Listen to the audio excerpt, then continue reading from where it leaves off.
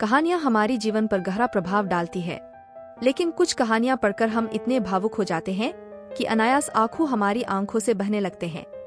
वह कहानियां हमारे मन को छू जाती है, मानो हमारी संवेदनाएं जागृत हो जाती है। ऐसी ही कहानियां हैं जो आपके दिल को छू जाएंगी। एक हार्ट सर्जन थे।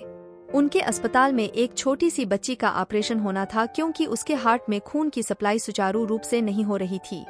उस प्यारी सी बच्ची को ऑपरेशन से कुछ दिन पूर्व ही अस्पताल में एडमिट करवाया गया क्योंकि ऑपरेशन से पहले बच्ची के कुछ जरूरी टेस्ट होने थे। बच्ची बहुत ही खुशमिजाज स्वभाव की थी, इसलिए बहुत जल्दी वहां की नर्सों और डॉक्टरों के साथ घुल मिल गई थी। ऑपरेशन से पहले जिन डॉक्टर साहब ने उसका ऑपरेशन करना था वह उससे मिले और उसे समझाने लगे कि तुमको बिल्कुल भी डरना नहीं है, सब कुछ ठीक होगा। बच्ची ने उत्तर दिया कि डॉक्टर अंकल, मुझे बिल्कुल डर नहीं लग रहा क्योंकि मेरी माँ कहती है कि बच्चों के दिल में भगवान रहते हैं। मेरी माँ प्रतिदिन मेरे लिए प्रार्थना करती है और मुझसे भी करवाती है। मुझे ईश्वर पर विश्वास है, लेकिन जब आप मेरा ऑपरेशन करें तो देखना कि ईश्वर कैसे दिखते हैं, फिर आप मुझे बताना।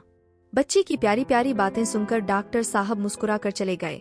ऑपरेशन करते समय हार्ट सर्जन ने देखा कि बच्ची के दिल में तो खून बिल्कुल नहीं है, उन्हें बचा पाना मुश्किल है।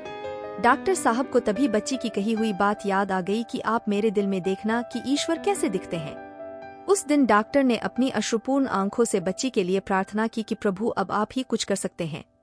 उस बच्ची का आप पर अटूट विश्वास है। तभी उनके साथी डॉक्टर ने उन्हें कोहनी मारी कर इशारा किया।